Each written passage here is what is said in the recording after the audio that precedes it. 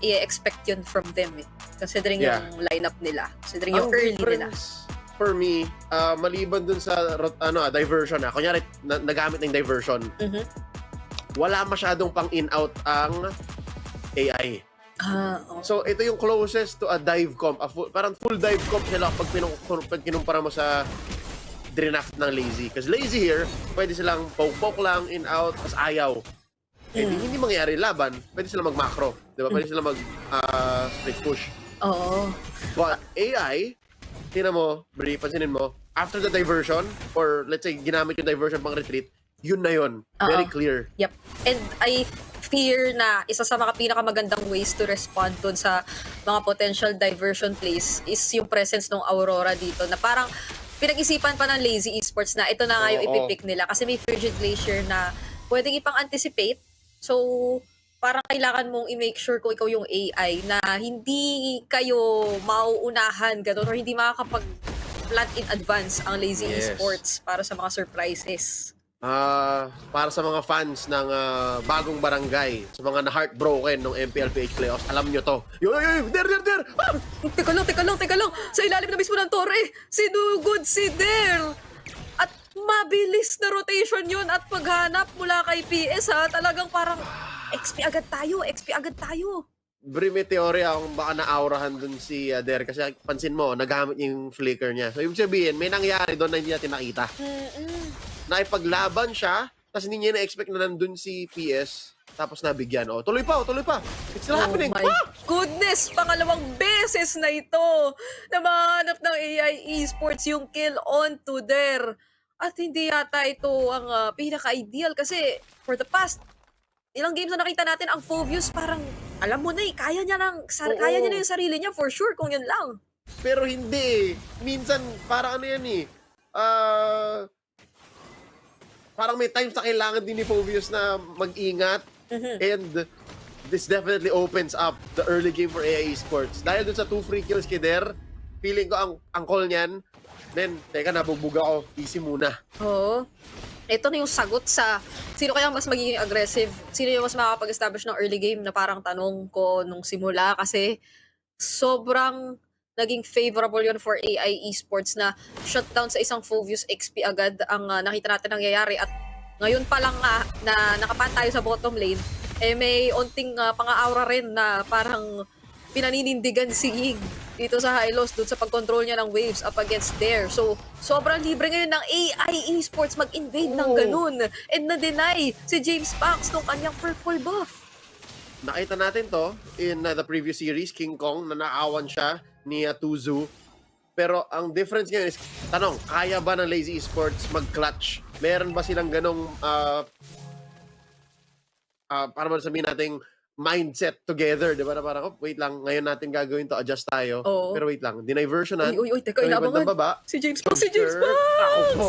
Nahanap si James Pax! May flicker mula kay Chopskirt do at meron siya mahuhuling isa with the Frigid Glacier. Pero kumpleto na halos ang AI Esports. Ang ganda rin nung pinamit na pagdunggol.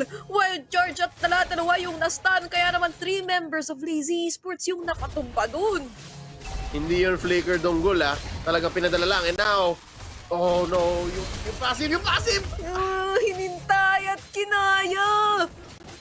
Online na ngayon yung early game at talagang yung pagiging agresibo ng AI Esports. Isipin mo 3 minutes, kuha mo na agad yung mid lane tier 1. Pati yung turtle kinuha mo, 6 kills all the way, tas walang bawi. So, at this point, si Shizu lang ang hindi pa nagagalaw ng AI Esports. And I don't think magmamadali sila doon. Kasi sa totoo lang, Alita also needs items.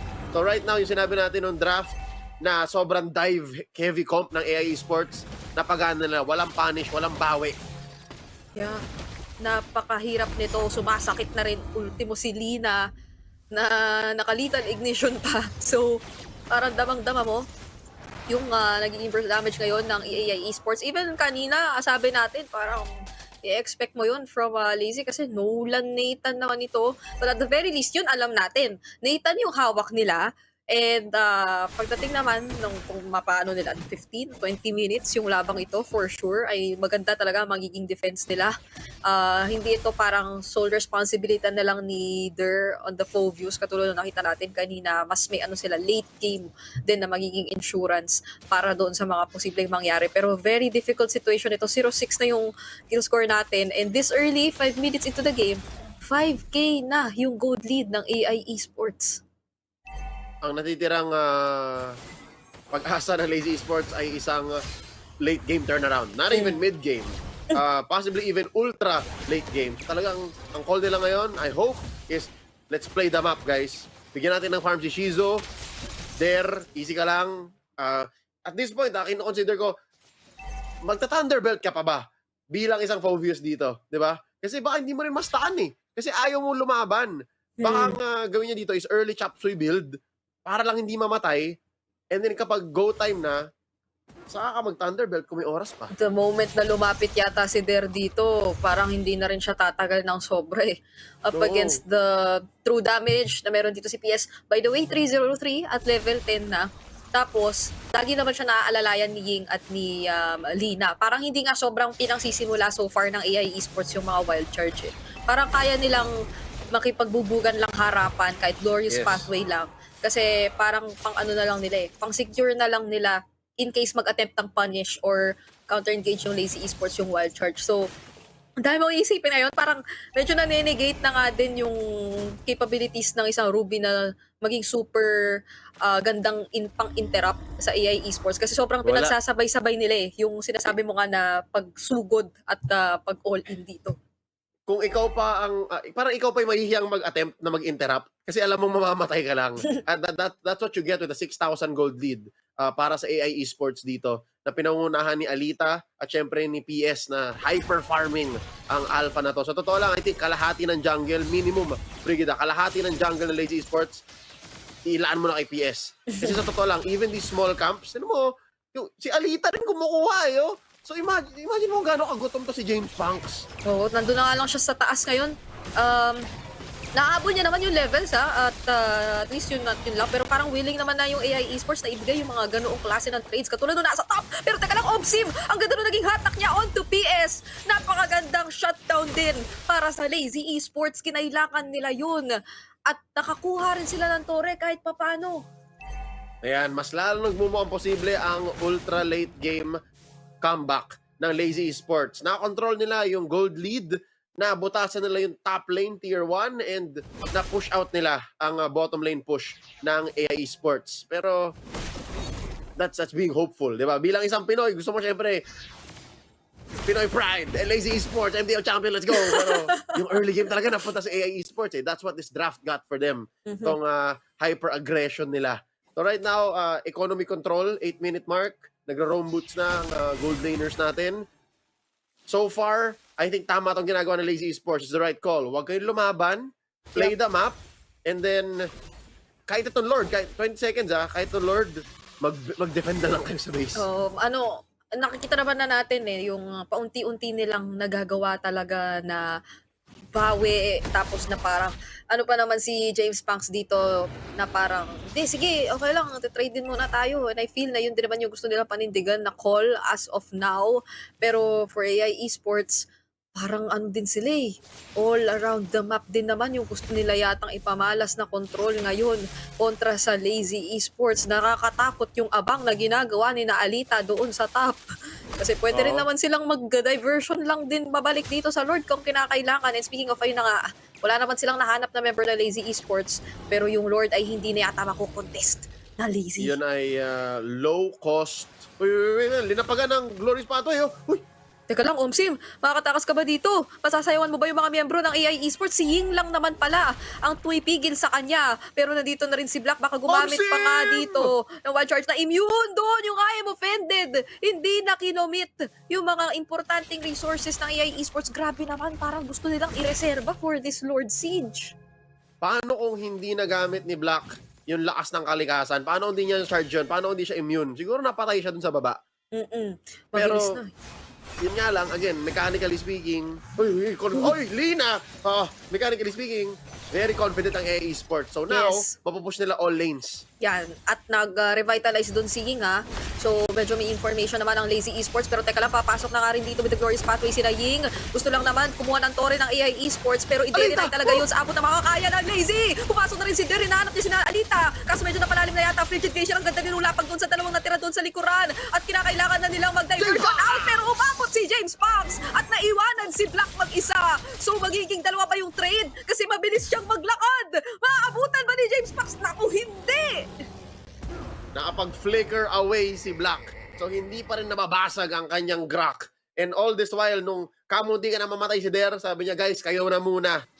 Totoo lang, dapat patay na ako pero nakapag-sustain siya at nag-defend.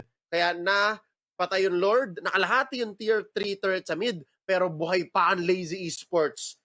Bring, how big is the gold lead now? 5K, 6K pa rin, yes. Pero lumalaban, buhay pa, humihinga pa ang Lazy. Oo, tsaka parang si Omsim parang inuunti-unti na tiwala lang, maghahanap tayo ng mga unting mapapunish din na gagawin ng AI Esports. Kasi very effective din naman kapag meron siyang mga at least nakukuha na 1 or 2 members. Sobrang reliable ng mga nagiging follow-up ngayon from Lazy Esports. Ngayon at nasa 11-minute mark na rin tayo.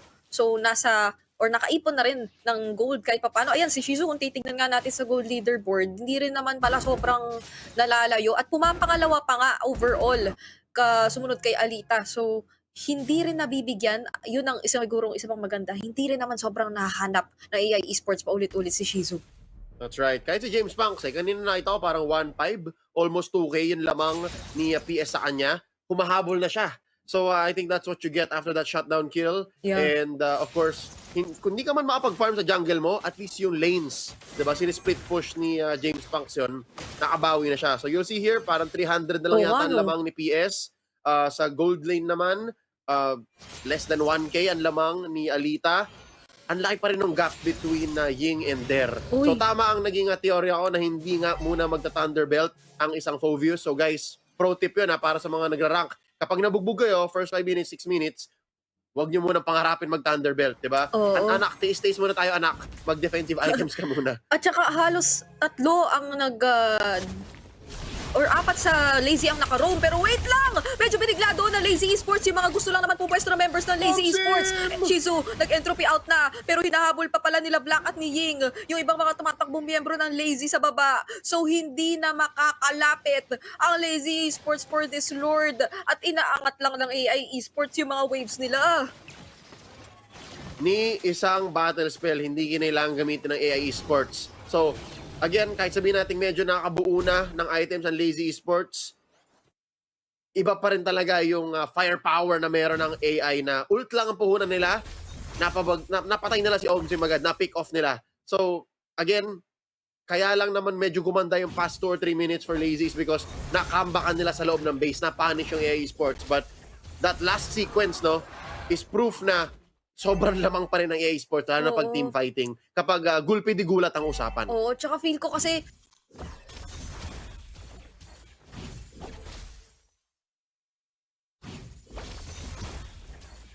doon sana for them if nag-engage sila tas napanalo talaga nila sunod-sunod na magiging dagdag na panghabol na gold. Pero AI Assist Esports, gold, yeah. paglabas ng Lazy ng mapa, sabi nila hindi yata pwede kayo yung mag-engage. Sila na lagi dapat ang mauuna, and tulad na lamang nito, kailangan mo nang dumepensa ng Lazy Esports. Ang Lord ay makiklear out naman kahit papano ni Shizu, pero papasok na nga sila doon sa baba! At si Der medyo sobrang low on HP na, kaya naman mauuna pang matumba. At ngayon sa likod, James Fox, may mahanap pa siya. Pero yung minions ay mag-clear out pa bigla. Mga hindi na winter truncheon to eh. Winter Crown ay ginamit na nga dito ni Lina at napalayo lang ng kaunti dito si James Fox, pero yung base ay pinupusan na nga.